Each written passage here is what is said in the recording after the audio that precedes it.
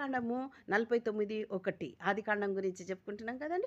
యాకోబు తన కుమారులను పిలుస్తున్నాడు, రండి మీరు అంత్యదినములలో మీకు సంభవించబో సంగతులను మీకు తెలియచేసేదను అని అంటున్నాడు.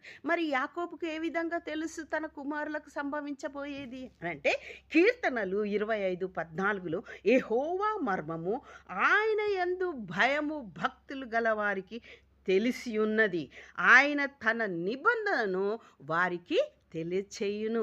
దేవుడు తన యందు భయభక్తులు గల వారి పిల్లలకి ఏం సంభవించబోతుందో, వారికి ఏం సంభవించబోతుందో వారికి తెలుపుతాడన్నట్టు.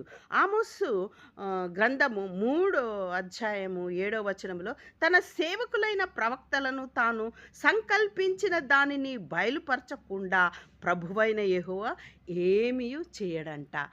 ఆయన ప్రతిదీ తన యందు భయభక్తులు గల వారికి తెలియచేస్తాడంట.